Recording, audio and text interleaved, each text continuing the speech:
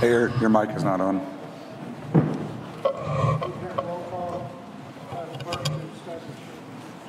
Roll call, Madam Clerk, to establish quorum. Susan Grinning, Here. David Avizino, Here. Harry Meyer, Here. Terry McClung is absent with notice, Michelle Moyer, Here. Steve Holofield. Here. Okay, would stand for the Pledge of Allegiance, please. I pledge allegiance to the flag of the United States of America and to the republic for which it stands, one nation, under God, indivisible, with liberty and justice for all.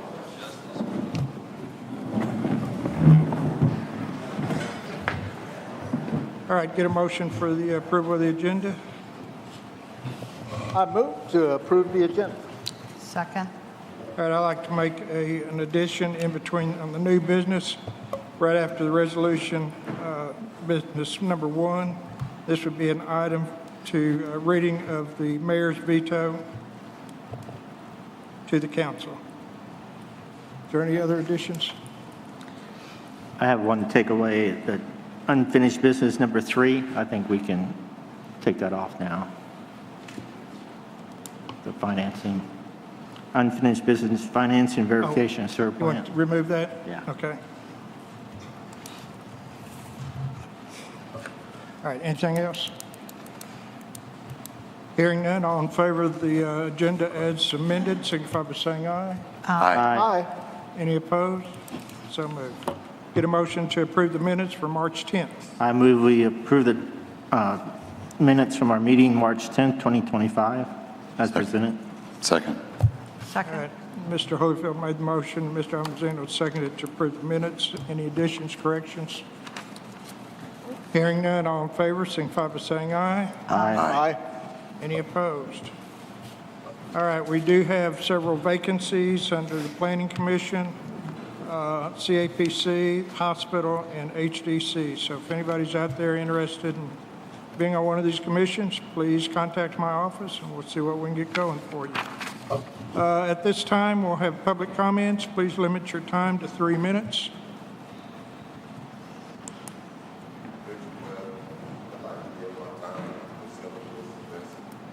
I can't hear you. You got to step up the microphone, please.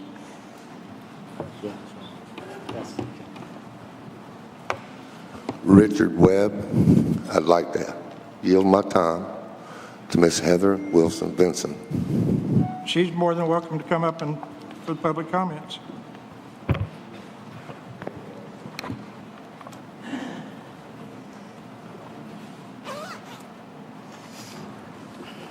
Samantha Webb, I give my time to Heather Wilson Vincent too.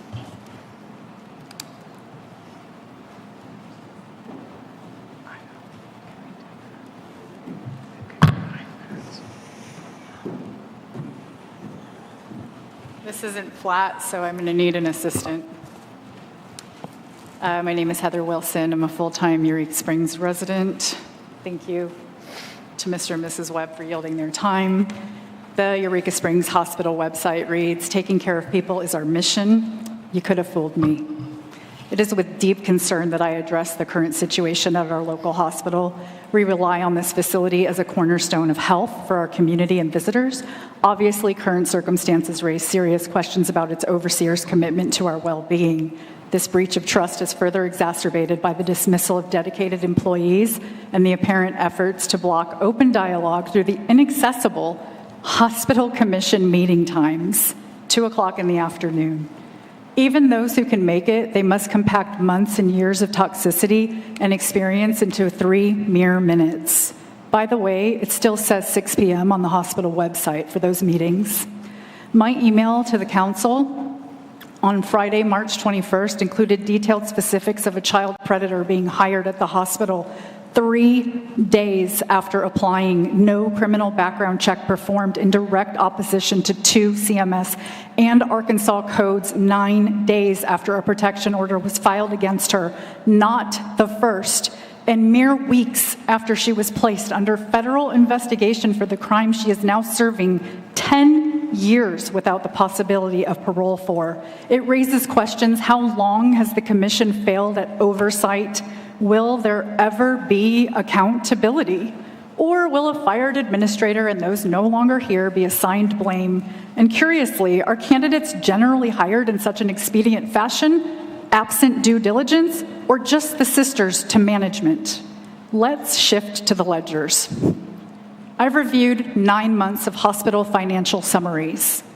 I will be honest, I asked if what I received was a joke. If you take anything from the following words I say, please let it be this: detailed breakdowns are essential for transparency and effective financial management. The disclaimer is very telling at the bottom of these reports. It ends with, no assurance provided. Rest assured, none was received. These financial reports should not and cannot be accepted as an accurate reflection of the hospital's financial status. If there is one thing I learned while overseeing budgets for the Pentagon, their medical symposia, without details, it's impossible to analyze revenue sources, expense drivers, or overall financial health. There are many observations and questions. I'm just going to go over some because there are way too many to list tonight. A $234,000 loss in February. Bookmark that. Income statements lack details to make reconciliations. Where's the $247,000 monthly rural emergency hospital subsidy represented in the revenue category?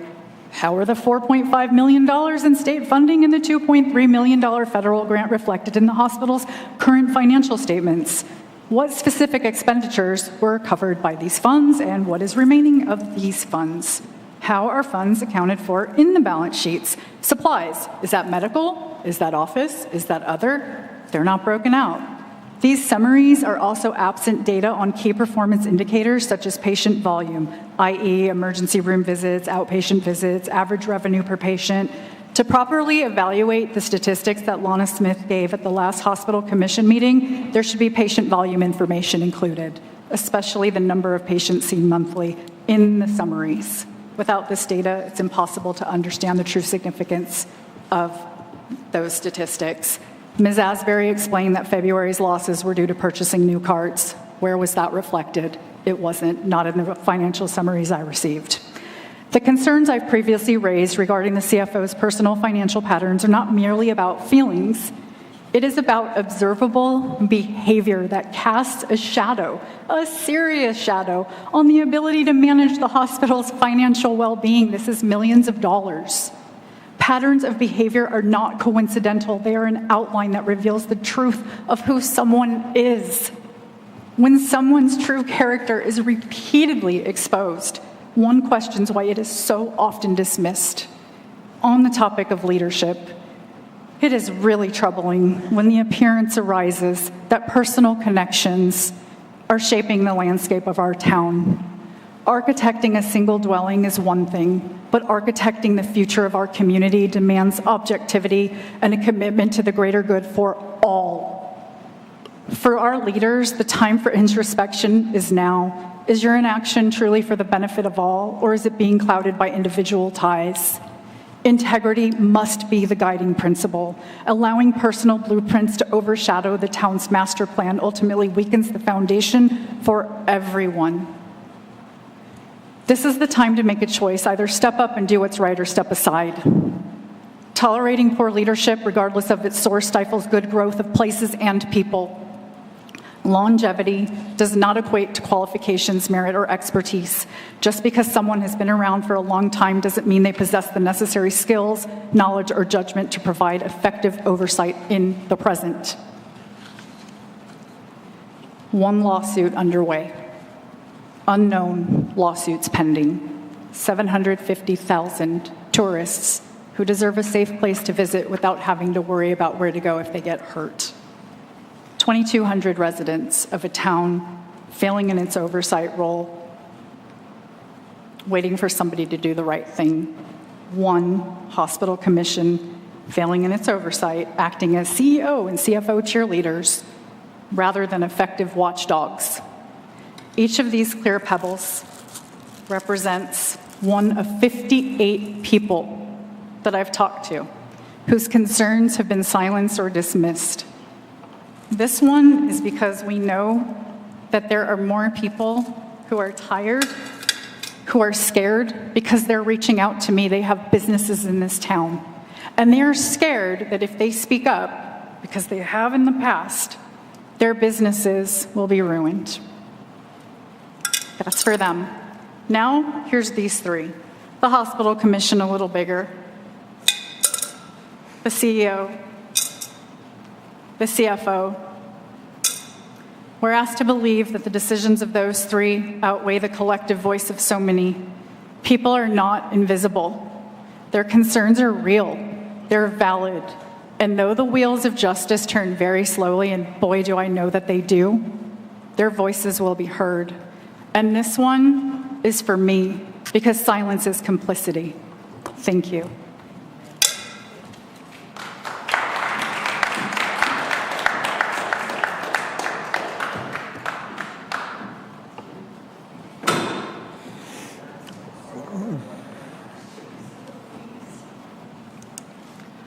Good evening. My name is Tina Adams, and I am a former employee at ESH.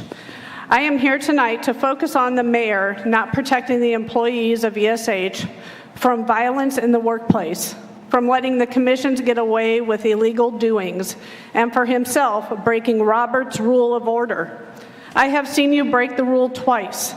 Once was when you interrupted the council's motion to get rid of Kent Turner, and the last one was when the council made a motion to give the commission 2 weeks to make changes to the administrative team at the hospital. If you yourself cannot follow rules, then why should we expect you to make others follow them? My questions are, why are you supporting the city employees that are doing wrong, and why are they allowed to continue to run off more staff? If you Google what is the mayor's job, this is what it says. The mayor fulfills an executive role by seeing that laws are enforced and that city officers and employees properly do their jobs. Again, I ask, why is this not being done? Again, the hospital is still on divert. No one has blood bank training, and most days there is no one working in the lab. This breaks the REH requirements. Part 485.618, Emergency Services, Part C1, Services for Procurement, Safekeeping, and Transfusion of Blood, including the availability of blood products needed for emergencies on a 24-hour day basis. Part 485.518, Laboratory Services. The REH must provide basic laboratory services essential to the immediate diagnosis and treatment of the patient consistent with national recognized standards of care for emergency services, patient population, and services offered. The REH must ensure that the laboratory services are available, either directly or through a contractual agreement with a certified laboratory that meets requirements of Part 493 of this chapter. Emergency laboratory services are available 24 hours a day. Part 493 has to do with Certificate of Compliance and Accreditation. Barbara Dix is wrong. We will not just let this blow over. We will continue to fight until the community feels safe and the employees are treated with respect and have no fear of violence, retaliation, or bullying from the admin team. Thank you.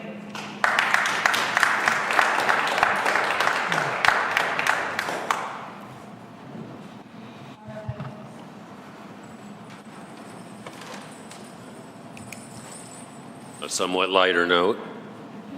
I'm R.J. Josephine. I live at 60 Steel Street, and I bring you tidings of great foolishness and invite you, Honorable Mayor, esteemed council persons, and all the fair residents of Eureka Springs to the 4th annual All Fools Day Parade on April 1st at 2 o'clock.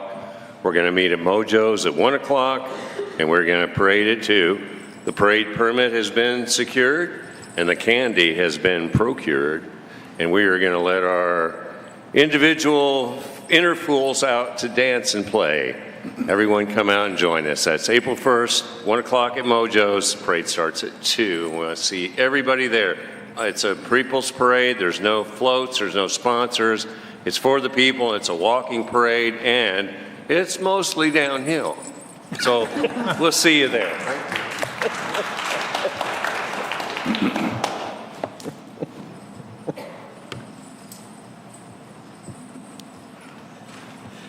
Any other public comments? All right, hearing none, we'll continue on to our unfinished business. First unfinished business is water leak remediation plans. So, Motion to discuss. get a second? Second. All right. All right, Mr. Simon. Good evening. I really don't have any updates on this. We did the water leak remediation issue quite a while back. We're just fixing, right now, we've been kind of working on replacing some of the meters that haven't been replaced as of yet. So that's all I've got for that. Any questions? Most of them being remote read now? Yeah, Or I just- think we have about, I think, off the top of my head, I think we have about 40 of them that still need to be changed out in the city. So yeah, the vast majority of them are remote read. Okay, cool. Any questions? All right, in our sewer update, I think we're planning on having a meeting. I don't know if we got that scheduled. Yes, it's in April. Yeah, well, anyway, we'll let the council, I think in about 2 or 3 weeks, or within 2 weeks, I think. I think it is. I think it's going to be during the daytime too. But Yeah. the I think we're looking at around 11 o'clock to have a council workshop with a presentation by McClellan on the sewer plans and update and everything. So now let the council know if we hadn't already, once we get that affirmed from McClellan. But we're looking at within the next 2 weeks for sure. So, Cool. yeah. Anything else at the sewer plant? nope, that's How's our water leaks and going on? the water leaks. We're pretty low on water leaks. I mean, they've been getting out and fixing them pretty quick. So All right. Any other questions for Simon? All right, thanks, sir. thank you. What'd you do with that truck? All right, that brings us up into new business. Get a motion to discuss a resolution for a temporary entertainment district. Motion to discuss. Second. Second. All right, in your packet, there's a resolution in there for a temporary entertainment district for Eureka Blues Party from Thursday, May 29th through Sunday, downtown as the map shows on there, on that. So similar to what we've had last year, I believe, on there. So Mr. Moyer's here if you got any questions.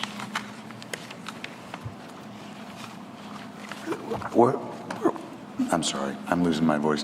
Where's the boundaries for the entertainment district? Were they the same as last year? Same as last year and same as New Year's Eve.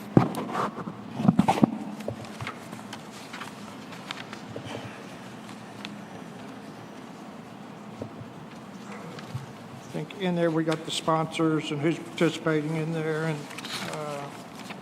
so I motion to approve the temporary entertainment district. get a second. Second. All right, Ms. Gruening made the motion and Mr. Amazino seconded to approve the resolution, to read the resolution for approval for the temporary entertainment district. Any further discussion? Okay, get a roll call.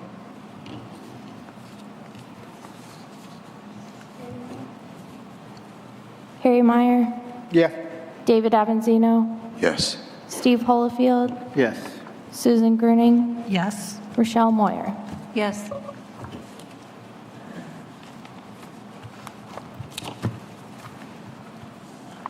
Thank you.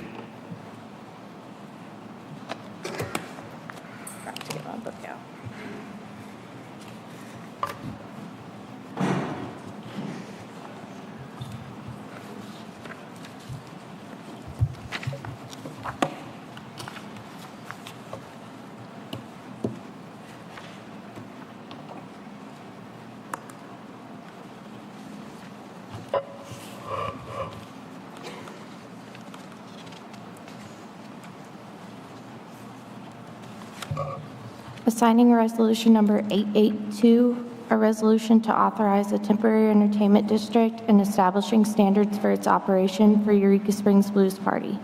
Whereas prior ordinances of the City of Eureka Springs, Arkansas allow the creation and governance of temporary entertainment districts, and whereas application has been made for a temporary entertainment district to be granted, whereas the mayor and required department heads of the City of Eureka Springs, Arkansas have reviewed the application, found it appropriate to forward for the City Council consideration, and whereas the City Council of the City of Eureka Springs has made a comprehensive study of the application and its request.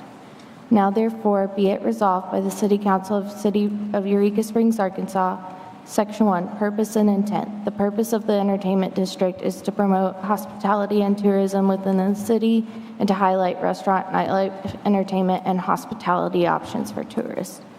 Section 2, Location. The temporary entertainment district shall be located at downtown Eureka Springs from Spring Street at Pendergrass Corner downstairs to Main Street, then east to Center, Center to Spring Street, then Spring Street to the Odd, continuing all the way up Spring Street to Pendergrass Corner.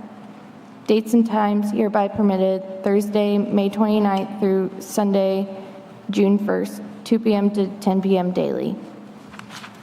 Section 4, Identification of participants. Those persons who wish to possess or consume from an open alcoholic beverage container within the district or enter the district from an alcoholic beverage permitted establishment with an open container shall first obtain a wristband, and beverages will be served in any non-glass container holding less than 24 ounces.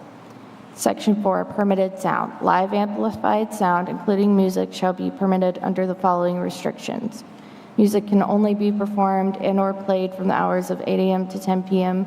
Stage or broadcast area shall be located within the fenced area. Sound produced shall not exceed 85 decibels. Section 6, Applicable state and local laws. All laws and ordinances not addressed herein shall remain in full force and effect. Section 7, Removal of alcoholic beverage from the district by participants. Shall be unlawful for any person to remove an open alcoholic beverage container from any entertainment district. All unfinished quantities of alcoholic beverage must be properly disposed of prior to the participants leaving the temporary entertainment district. Section 8, Police and Fire Authority. Nothing in this resolution prevents the Chief of the Eureka Springs Police Department or the Chief of the Eureka Springs Fire Department from suspending the operation hours of any entertainment district if necessary to comply with local, state, or federal law or fire codes, or if necessary to protect the public health, safety, and welfare.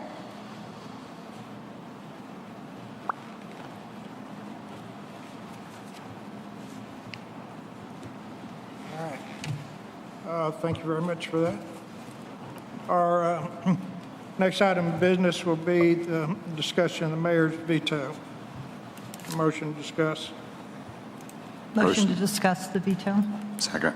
I'm going to, according to the law, I'm going to read the reasons why I vetoed y'all's motion at the last meeting. This is a veto of the order that was made by the Eureka Springs City Council during its regular meeting on March 12, 2024. Specifically, I vetoed the order resulting from the motion of the City Council to give the Eureka Springs Hospital Commission 2 weeks to make changes to their membership and to the Eureka Springs Hospital Administrator, or the City Council would remove the hospital commissioners. The reason for the veto was because the order is an inappropriate attempt to force the Eureka Springs Hospital Commissioners to give up their powers and duties to manage the operation, management, and control of the hospital. The order would force the Hospital Commission to ascertain and adopt the will of the Eureka Springs City Council when faced with decisions on how best to perform their duty to manage, maintain, and control the operation of the hospital.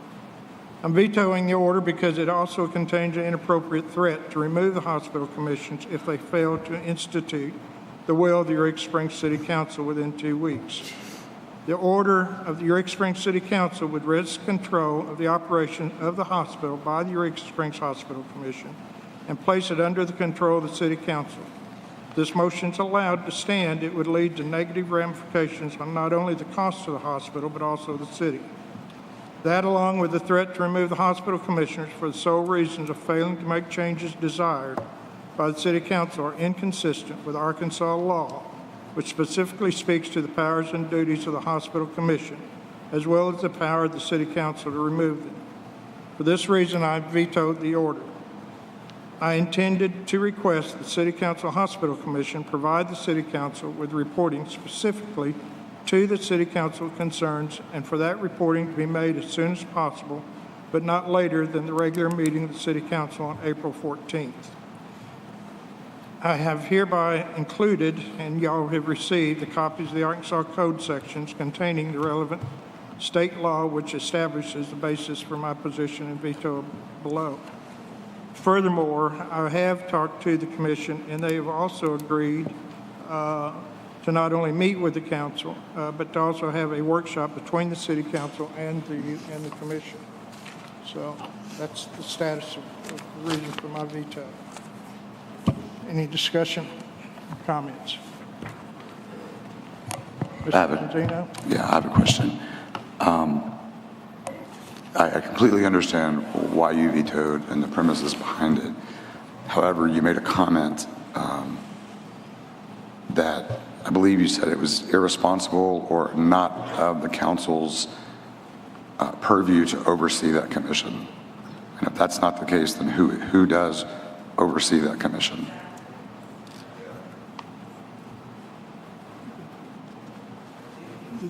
We are not responsible for the hospital administration. I understand that, but I'm talking specifically the commission. We have the authority over that commission to remove commission members from what I understand. For cause. For cause. Understand. It can just be lack of. One at a time, please, sir. I understand. And I do understand. I'm the one that made the motion during the last council meeting. I understand the reasons behind your veto. I've said it before. When Mr. Meyer brings up things about the police or fire department, we do not want to micromanage departments. However, to me, this commission, they have gotten completely out of control. And I think we have to do something. And our only options are to do something or do nothing and lose the hospital. The other option is also to meet with the commission and talk to them. Nobody in this commission has worked or talked to the hospital commission, is my understanding. So that was my suggestion, was to work with the hospital commission to come up with some solutions. Right now, we're hearing one side of it, and that's it. Ms. Gurney? So the allegations continue. Our constituents, which are, many are here right now, and many have come before us. We're losing the hospital. We have financial issues. We have fraudulent issues that are being put out there. We need a hospital, but we need competency to run it, and right now we do not have that. I did read in the paper that the commission is looking for a new CEO. I don't know of a CEO that's going to want to come into this mess, or that we could find one that is capable to run a hospital. We need a company who specializes in healthcare. Tina's comments validate the hospital is still a mess. It's in peril. And I appreciate the commission wanting to work with us now, but why didn't they come forward weeks ago? Why didn't they say to us, let's get together? We have invited them to come and talk to us, and they've come and they presented the financials and what was going on with Medicare, but we're not addressing the primary issues of the employees. We don't have staff at that hospital. You don't know if you're going to get life flighted somewhere else. You don't know if you're going to get the service that you need. We have our own council people saying they will go to Berryville before they'll come to our own hospital. So I understand your veto, and I do appreciate the empathy. I do appreciate what the hospital commission is trying to do, but I don't understand why they have done nothing. And that's what I feel, that they have not done much. And if they have, why haven't they communicated to us? Mr. Meyer? I spoke with the municipal league, the same person that the mayor spoke to about this, his veto, and the man at the municipal league explained to me he has every right to do that, and we're not supposed to micromanage. That is, we're not supposed to manipulate from a distance, and we don't have to override the veto, but we can still remove commissioners for lack of confidence. And if there's any time in this universe when there is no confidence in our hospital commission, it is now, because we don't have a hospital. It's not an emergency room. You have to have blood there. You follow the code, and that's what it says. So we're in violation. And what if they ask for their money back? We're getting money because it's supposed to be operating that way, and it's not happening. And it's not happening certainly for 24 hours a day. It's haphazard. So we need to remove commissioners. And I'm all for it. I'm sorry, are you finished? Yes. Mr. Holyfield? Well, I agree with Susan over here, and especially the last part of what she said, they're not communicating. And if we, City Council, can't figure out what they're doing, then definitely the public can't figure out what they're doing. I watch all their commission meetings. So do I. Unfortunately, the workshops are not here in public view being recorded visually. They're just audio recorded, and they meet a little tiny room across the street.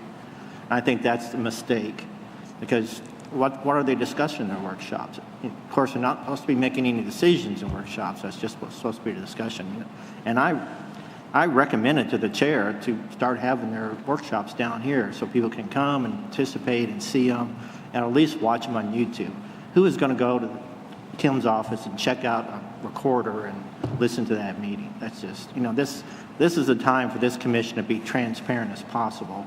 And to getting our citizens' trust back in this hospital is the biggest issue that they're not even, seem like they're even addressing, that I can tell. Of course, the hospital needs to be run, it needs to be straightened out, but, it concerns me that if decisions are being made, there's not a lot of being made at the commission meetings, because I watch them.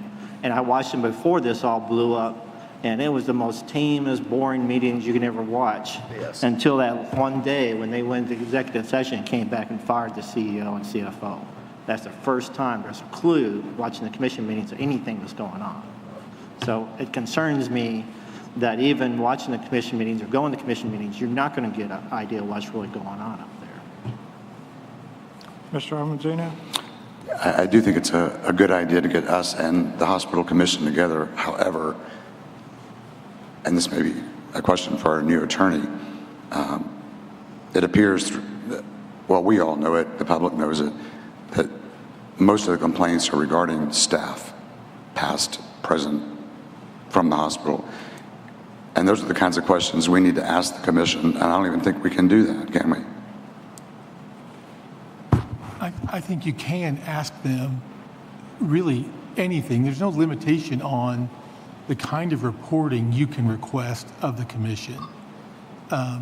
Or you can task the mayor with requesting it of the commission. You can say, this is what we want you to ask him to get for you. And then that reporting has to be brought to you.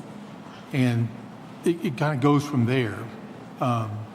You ask for reporting on retention, ask for reporting on what positions are open and what positions are filled, or what's the average number of years experience, or something along those lines. You guys can ask all of that. Because I know we're having specific issues, it seems, with the two current leaders that are in place. Mm-hmm. Consistently, all the time, we know that something needs to happen, and nothing happens. So if we were to come in that meeting, I'm going to ask questions specifically on the behavior or lack of behavior for those two employees. Sure. So if we were to have a commission council meeting, can that happen? Again, I think you want to get reporting ahead of time. I don't think you just want to start an investigation with an open meeting. For one thing, I think there'd be raucous participation, right? So you want to ask your questions, I think, get answers, that you guys want, get information, and then go from there. If you guys want to get together and ask about that. Listen, when you're talking about employment, you're going to run into some things under the FOI can be discussed, right? Some things can't. Or some records can be shared and some can't. And they'll have requirements, and I think they've got legal representation, so they can take care of that. So if you ask a question that they say, well, we can't answer every part of that, but we can give you this much data, you can do that, then you can go from there, I think. And I think that is the management. I think that is your purview, and I think your responsibility, right, to get that information that you want, to look at it, to keep asking for more until you get what you need. And then, if you guys have a meeting together to just share your thoughts about things. I think the key is, right, we can't tell them who to hire and who not to hire, right, who to hire and who to fire. We can't do that. But certainly say, geez, there's a lot of smoke. Can you guys get this cleared, please? So we can have a way to see what's really going on. So I guess my question then is, Mayor, do we schedule a meeting between us and the commission, which I think needs to happen very, very quickly? Do we need to go ahead and schedule that with them? Repeat your question again. You had mentioned a meeting between the commission and council, correct? A workshop type of thing. Sure. Do we need to schedule that right away? We can. I think we need to. I mean, we do. We need to. Yes. Because I think the council's responsibility to talk to the commission, and y'all haven't done it.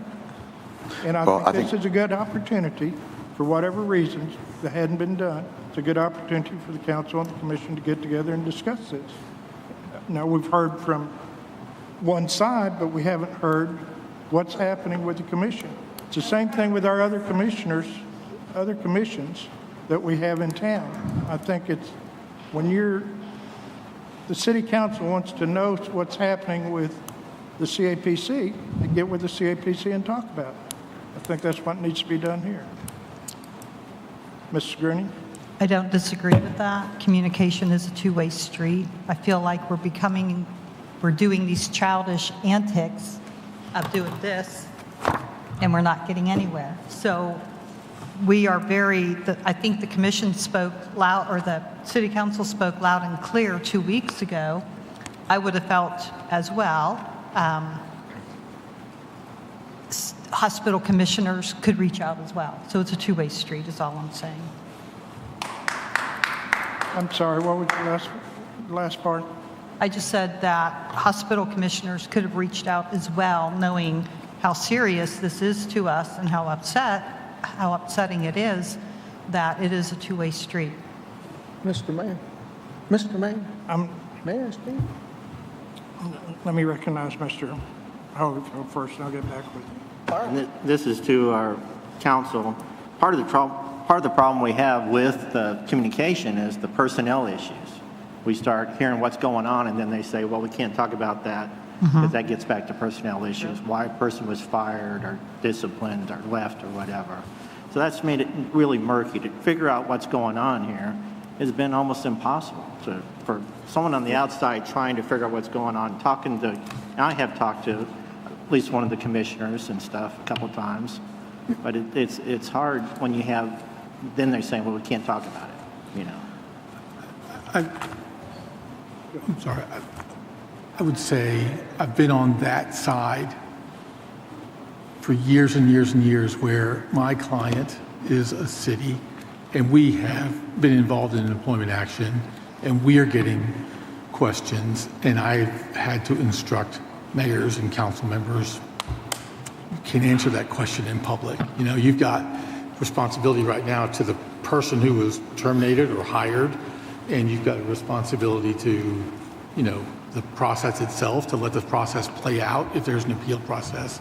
And so I've been in that situation where I've put people like us, in that, But I think if you were to jot down what you want to know, at least you're getting, here's what we can and can't and why.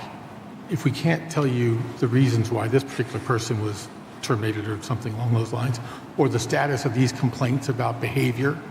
You know, how many complaints have been made? That's a good question you can ask, you know. If they can't, then we want to know when they can, because everything ends.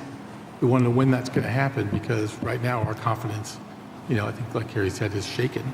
So I think you can ask those questions, and then that way when you're in the give and take in person, you know, you've got something to go by. But I just wanted to check again, you guys have authority to ask any other, you know, and further reports, data, and information as requested by the mayor and city council. So you really have this free range to ask them questions about it. We're just not going to tell them what to do. Mr. Myers? To say that we haven't heard the other side is frankly baloney. We've had commissioners here, chairs of the commission here, ask questions, and they've waffled. They did not directly answer the questions, and it wasn't about personnel. It was about whether the hospital is open, whether the lab is open, whether there's simple questions, and they couldn't answer them, didn't want to answer them. And having a workshop with these folks that are hiding everything, sweeping it under the rug, I'm sorry, let's move on to the next thing, removal. I move that we remove Sandy Martin from the commission out of lack of confidence. We're still on this subject. Ms. Moyer? Same subject. Ms. Moyer? So what I'd like to say, I agree with all the city council members and what they've said tonight. I think we're all very frustrated, and there's a huge lack of trust between us and the commission at the moment. That's pretty obvious. As far as personnel issues go, I think there's a lot of other things that we can talk about besides personnel and what has happened and anything that's connected to the lawsuits. For example, the $233,000 loss. How long can we sustain losses like that? What is the plan moving forward? What are the financial impacts? What is the visitation like? Why do we think that we're losing some visitation to our ER? There's plenty of things I think that we can ask questions about to get a sense of what's happening, which I don't feel like we have right now. It's really important. You know, I did a little timeline of events since 2019. This hospital commission has had some real issues running the hospital for the last 6 years. This is not just a new thing. As far as openness from the commission, that does concern me as well. I remember sitting in this audience waiting to see if I was going to be appointed to this position, and the chair of the hospital commission presented everything was fine. We were back on track, and since then it's like a storm of negative things that have happened. And I hear from constituents there's no trust in the hospital, which I think is going to continue to impact visitation in a negative way. This isn't sustainable. We've got to do something. And I'm in favor of, here's the other side that I think we should have consideration for. As far as removing commissioners immediately, what's the next step? What commissioner comes in next, and are they going to have any solutions? Let's kind of keep it on track right now. You were getting to the subject. I just think moving to that, it also brings big questions as far as continued funding for the hospital, if the hospital was to close. I'm just thinking forward on our options. Where do we go from here? We can have conversations with the commission and see how far we can get with that. These are how I see the options. That's one. Two, we can remove commissioners and wait for whatever comes next and see if that works. Three, we can abolish the commission and essentially close the hospital. I don't know, that seems like our options as far as the city council, and two of them seem extreme, but just for consideration, right?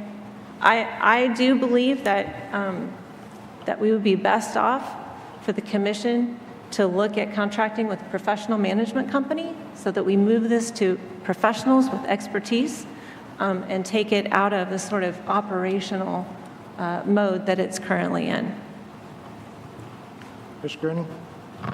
I agree with Rochelle. I think looking at a professional management company coming in, whether it's Mercy, whether it's Washington Regional, and running our hospital, they're the experts, we are not. And we clearly are showing that we are not successful right now. I'm okay with meeting the commissioners, but I think that we do have to have the plan moving forward. We can talk about all the issues that have happened. We know there are countless examples, but what do we do moving forward to make our town successful, to have a hospital that we can go to? That is vital. We are a tourist town. So I think if we do meet with them, we have to meet with them immediately. And I also think that we need to throw out this proposal bringing in a managed care hospital or somebody to run this hospital. Mr. Meyer? That's micromanaging the hospital as far as I understand the code. And don't forget that Dr. House was told to go away. And when I asked the chair of the commission, why not ask Dr. House to help you? Why should we do that? They're not interested in anybody else coming in. That's not necessarily true. You're making a... Listen, we're discussing this in the council. You are the mayor. You can't interrupt me. And don't tell me I'm a liar. I'm tired of this. Now, damn it, it's our discussion. And you weren't asked a question. I can participate according to the Arkansas Municipal League rules. We're not reusing Robert's Rules of Order. We're using the Arkansas Municipal... So you can butt in anytime you like? Didn't say I butt in, but when you're making misstatements, yes. Yeah, just like you've lied, called me a liar in the past. So I just want to agree with what Susan said, and I think, correct me if I'm wrong, both Rochelle and Susan, moving forward, having our hospital not run by a commission, but by a professional organization, Mercy, Washington Regional, whatever. Is that what I hear you're saying? Because I think that's a fantastic idea.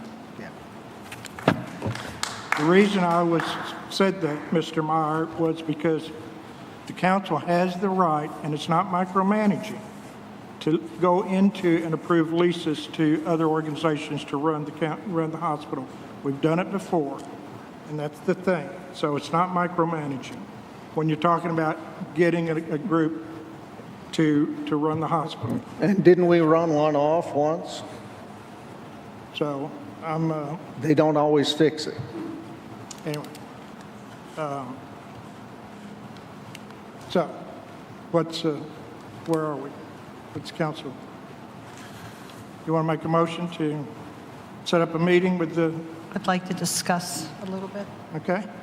So I guess we're going that direction where I think we meet with them right away, and I love where Rochelle's going with this, that we talk about bringing in a professional managed group that knows how to run a hospital and can make it successful so that we can either offer jobs back to employees, because they will need employees, or that we know we have the care we need if something happens to any one of us. So it's not about revenge, it's about moving forward. It's how do we get from where we are to where we need to be. So if it means a motion to meet with the hospital commission and offer Rochelle's idea. I will state that I know the commission is in discussion with another hospital to come in and talk about doing the management of the hospital. So I would like to see that proposal of what they're asking that hospital to do. But that is why we want to meet with the commission. I didn't even know they were looking for a CFO or a CEO until I read it in the paper. All right. We're all open. Commissioners could have called any one of us. All our phone numbers and emails are out there. And we've heard nothing of their story. And the last company that almost ruined our hospital, the commission actually got rid of. They dumped it. Council didn't have to do anything. They just, if I remember right, we just approved it. But Yeah, we can get in trouble getting a company to come in because they just love to manage your money. And that's happened to this hospital a couple of times. So I don't know what the ultimate answer is. It's an old building. Some doctors have told me they wouldn't want to practice there. That's what my cardiologist told me last week, that many years ago, that Washington Regional came and looked at it, and they said they didn't want to have any part of it. So I don't know if we're going to find anybody, except Dr. House did offer. And I don't know why the commission didn't think that he was even worthy of consideration. Well, these are questions we need to ask the commission. I asked them here, and I got the, why should we?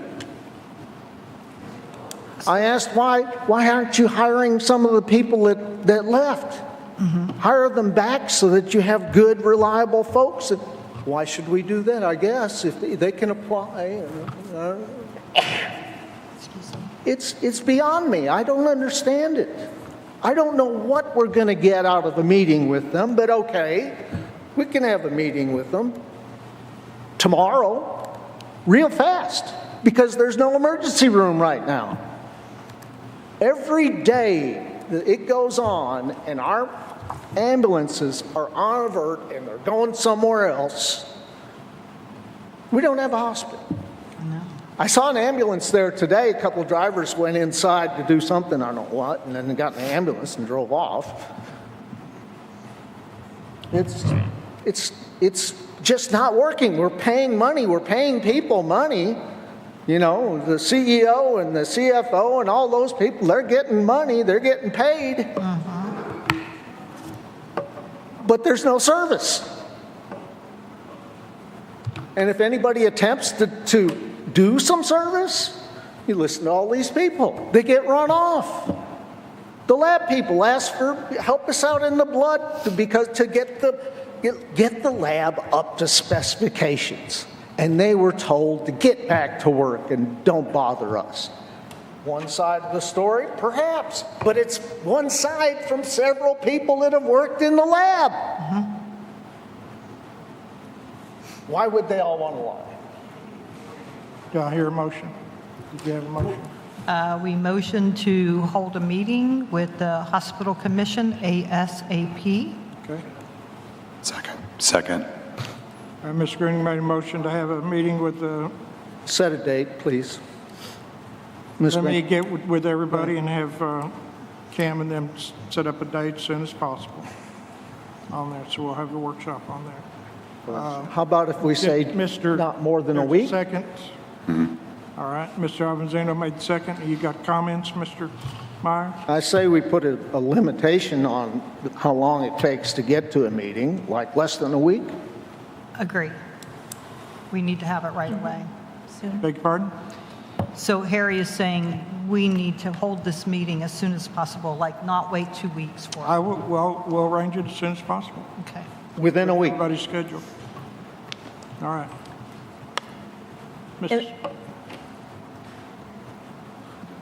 Your veto's been, as I say, laid before the city council, and so you want to make sure that if there's a motion on your veto, you give everybody a chance to make a motion or not, so you can move on to your next item. Right. Let's withdraw the motion first on the meeting. I think you can go forward with the motion. I think you can go forward with the motion, but after that vote, just make sure the veto is, it sounds like sort of an approach to the veto is. Fine. We can't hear you over Oh, I'm here. sorry. If you can speak into the microphone. I was just saying, after you guys conclude the vote on this motion, I just want to make sure you decide if you're going to have anybody make a motion about the veto or not. Okay. You don't have to do anything, but if you're going to, I want to make sure that the council had that opportunity before you moved on. All right. Well, that's on the next item on the agenda anyway. Okay. Yeah. So, okay, we got a motion to go ahead and have the meeting between the hospital and the city council as soon as possible. All right. Any further discussion? Ms. Moyer? Shall we send questions and requests for information to you? I'm sorry? Shall we send requests for information and our questions to you to Please. be communicated to the commission? Yes. Yeah. All right, and I'll forward them on. Okay. All right. All in favor, signify by saying aye. Aye. Aye. Any opposed? No. Is that 4-1? All right, motion passes. All right, next item is override of the mayor's veto. Mayor, sorry. Something's not sitting right with me. I see where Rochelle's going with that question about questions to you. We may not have time to get all the questions to me. I know, I understand, but I just really think that this meeting between commission and council needs to be extremely transparent, considering what's been going on. And I've been in a situation before the commission where you're asking questions to various people and nothing ever makes it to the floor. So that's why I'm just thinking, I don't know how this meeting is supposed to be. Is it one large table with the public involved? The public will not be involved. This is between the commission and the city council. It's Okay. like a workshop. Okay. It's a workshop. And I'm thinking more about requests for data as opposed to questions per se. I'm sorry, I didn't hear. I'm thinking more about request for data as opposed to a question Yeah. for commission. Oh, okay. Request for visitation numbers, statistics, that kind of thing. Yes, because they. I mean, it's all going to be Financials. transparent. It's going to be open. Okay. So, yeah. Yeah, that makes sense. I just misunderstood your question. I'm sorry. I probably misstated. All right. Well, I move we let the mayor's veto ride and move on to the next subject. All right, got a motion. Do I hear a second? On letting the mayor's veto ride? Can you reword that? What do you mean by ride? Well, right now, it's irrelevant at this point to override the veto. Okay. So I make a motion just to accept the mayor's veto as written. Yeah. Do we have to make a motion at all? No, not really. The attorney mentioned that we should, or could. Just so the minutes reflected, yeah, either someone made one or didn't make one, and then moved on to the next item. Yeah. I think that would be the key, just so you know that it was laid before the council. All right. So that brings us up to item number 3, removal of a hospital commissioner. Motion to discuss. Second. Second? Second. All right. Regardless of whether we're going to meet with the commission or not, I've lost all confidence in Sandy Martin and the way she's addressed the council and the way she's conducted her meetings, and I move to remove her from the commission.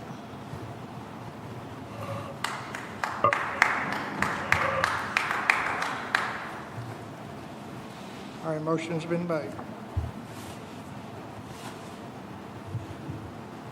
Do I hear a second? All right, motion dies for lack of a second. All right, that brings us up to agenda setting. Council? All right, city council comments. Mr. Meyer, I'll start on your side. No, he's not there. This is tough. This is really tough. I know the wheels of government turn slowly, but remember the status of the hospital changed to an emergency, rural emergency hospital in 2020, 2 years ago. And the excuses that we've heard for why is they're still sorting that out. Because, you know, some people had to be let go and there's infighting and so forth. Not after 2 years. Not after 2 years. As a matter of fact, after our last meeting with the hospital commissioner, the medical director was locked out. And that's another thing. The anger management that this woman was supposed to be doing, no, they just lock them out. They don't tell them that they're fired or we have a problem or anything like that. They just lock them out.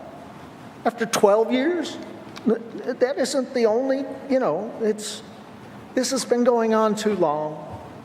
Let's get it done or close the hospital. That's all I got to say. Ms. Moyer? I hear what you're saying, and I appreciate that. And I agree that there is definitely a consistent theme that's being communicated to us, and I take that very seriously, and I want to act in a way that protects this very valuable asset for our community. Thinking about it from an institutional perspective, personnel issues aside at this moment. So that's my reasoning for suggesting communications with Commission one more time. Our options to do other things will still exist after that. And if we need to do that, then we can think about it at that time. I certainly don't have any trust left in the Commission, really, at this moment, and hoping that those talks will help restore some of that. But I recognize that this is a very important issue to our community. It's important to myself. It's important to visitors. It's important to everyone.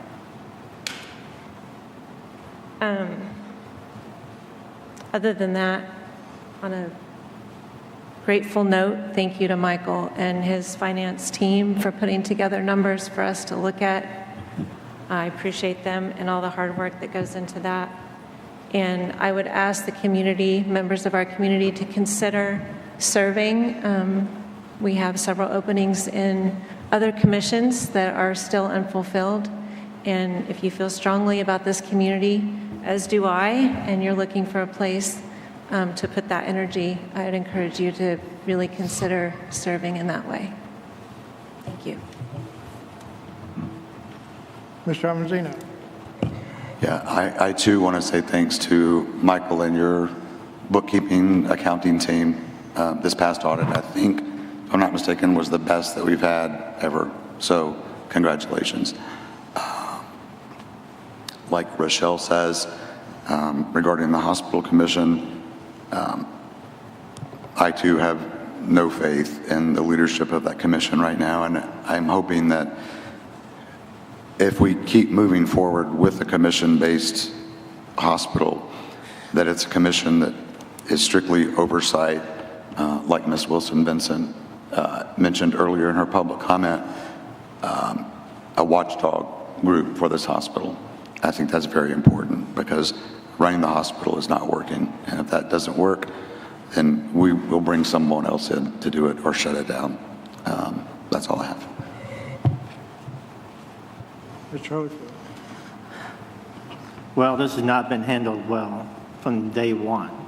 When a CEO and a CFO gets fired, they should have been communicated to the public why this is all happening. I feel like they just kind of circled the wagons and kept everything hush-hush. And again, for personnel issues, made it harder to hear what's really going on. So this has not been handled well. I don't think it's still not being handled well. I think the big issue is our confidence in the hospital from the community, and that's not even being addressed with anybody that I can tell. And that's going to be the biggest hurdle we have, is getting our public to trust that hospital again to do something. So I think the workshop's a good move. I'm not opposed to removing commissioners, but I think you have to have a plan to do that, not just go in and start clearing house and then hopefully, it fixes itself. We'd have to appoint new commissioners. If you make it bad enough, nobody's going to volunteer to do this. And a reminder, all these commissioners are volunteers. There are neighbors who step up to do their part, and I appreciate that, all the commissions. And I think we all have the goal of just moving forward, trying to make it happen. I've never heard anybody say they want the hospital closed. No one's cheering for that to happen. So Another note, CAPC meeting this Wednesday at 6 o'clock here in the auditorium. Ms. Green? So I'm going to echo everything Rochelle and David and Stephen and Harry said. And I want to thank all of you out there that have been coming to these meetings relentlessly. Know that we want to make it right for you, but we have to do it the right way. And we will still hold your CFO and CEO accountable. I'm not going to lie, I think they're two bad apples in the organization that need to go. And I'm not opposed, as Harry says, after this commission meeting, we'll see what the plan is moving forward, and then we will have to take action after that and see what happens. But we have to do it in a right way, so if you'll be patient with us. I agree with what Steve said. It has not been handled well, and we are aware of it. We feel your pain. It's our pain too, because it's our hospital as well. All right. Thank you, Ms. Green. There's a lot of people out there who think I'm pretty worthless as a mayor and a person because of what I've done for the hospital in hospital commission, and that's your opinion, and that's fine. I will tell you, in my heart, the hospital is one of the most important things in my life. I was born in that hospital. I don't know if I'll die in it or not, but I'm sure I'm going to die in this town. I've lived here most of my life. What goes on in this town and the people in this town are very important for me. And what you are saying is very important, and I'm very concerned about the hospital and what's happening. I have to agree with what's been said. This has gone on a long time. I'm encouraged that the commission and we're looking for solutions instead of debating the problems, because there's no sense in talking about the past, whether they're true or not. What we need to do is find what the solutions are, and I think that's where the commission's and the council is heading toward. I'm encouraged by the things that I've heard. I don't think the commission wants to run the hospital. They would more than be pleased to have a hospital professional management in there to run the hospital. There's a lot of issues that's been going on, and I think there's enough. You want to throw darts at things, or we can always, we've all live in glass houses, and I think we're all got a part to blame in this. I think you're talking about the commissioners calling the council. I think it's just as important when there's problems going on, council calls the commission, because some council members go right to our public works director and talk to him about problems and then brings them to the council. So you're not bashful about talking to certain people on here. And so you shouldn't have been bashful about talking to the commissioners. Same thing with planning or HDC if there's something going on. Now, the HDC and planning's a little bit different because that's more of a judicial, and they're not supposed to be able to talk about things. But the CAPC can certainly be an issue, and I'm sure the council talked to the CAPC members. I know we've got 2 representatives here, and they knew exactly where the council was coming from and was taking that back to CAPC and tell them what was going on. And we ultimately ended up with a good solution, and I think that's where we're at with the council, with the hospital commission. The last thing I want to see is it be closed. There's too many ramifications, negative ramifications for that, and we need it. Now, going on to other things, good news, bad news. The spring break is here. That's good news. Good news is also spring break is with the state legislators. So they're taking a break, thank goodness, because the bad news is that they've been out down there and they're doing things that are going to affect Eureka Springs. There's 2 bills, in particular, HB House Bill 1754, to create the Private Property Protection Act and protect certain property uses restrictions by government entities. Basically, what that is a zoning reform. It's going to basically do away with zoning regulations for single-family zoning. It's going to allow modular homes to come into historic districts. It's going to be allowed to do away with a lot of regulations, basically do away with zoning. Senate Bill 456 is an act to create the, now, this is a strange, they come up with these strange titles, an act to create the Home Opportunities Made Easier Act. What it really is that it does away with historic districts. It's going to say they're going to take away any prohibited of certain architectural styles, including Victorian craftsman, ranch, or other architectural styles. Do away with requiring certain exterior building materials. They're going to do away with the design requirements. Now, that's been kind of tabled for right now, but that's on the shelf from our legislators in the pretense that it's going to make, that we're creating problems for the housing market, and we're the ones who are creating too expensive to build housing. So anyway, that's two of the legislations, so please call your legislators or anyone you know in the state who's a legislator or a representative and ask them to vote against 1754, House Bill 1754, or Senate Bill 456. Other than that, the good news is we got the warm weather and we got a lot of good things coming up. As mentioned with the All Fools Parade, April 1st at 2 p.m., starting at Mojo Records and coming on down Spring Street, marching down to Basin Park. So come on down. It sounds like a lot of fun. We also are going to have a public hearing on the Eureka Springs Roundabout on Highway 62 and 23 intersection. That's going to be at the Methodist Church Fellowship Hall on April 3rd from 4:30 to 6:30. We got Spring Diversity Weekend starting Friday, April 4th through the 6th, with a lot of citywide activities going there. And then this is one of my favorites, and I think we've got some people left over from last year from the annual Ozark Mountain UFO Conference. So that's going to be here. I'm not sure how long it's been going on, but probably a good 20 or 25 years at least. And then we got on the 12th, that Saturday, Angelo's going to be starting his drumming in the park. And then this is a new one. We got the Eureka Springs Music Awards. It's going to be happening here at the auditorium on April 13th at 3 p.m. So that's going to be awards for music around different musicians and different venues, I think. Musicians, basically, in Eureka Springs.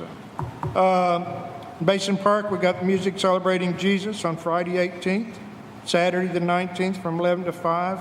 And then we've got a Jesus parade on Saturday the 19th at 2 p.m.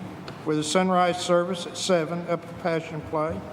And then we're going to have the Roaming Easter Bunny and Downtown Easter Egg Hunt on the 19th from 10 to 5. And then we got Spring Fling at the Cat House on April 23rd. So a lot of different activities are coming up, so enjoy the weather, and thank you all for being here. Motion to adjourn. Motion to adjourn? Second. All in favor? Aye. All right, thank you all.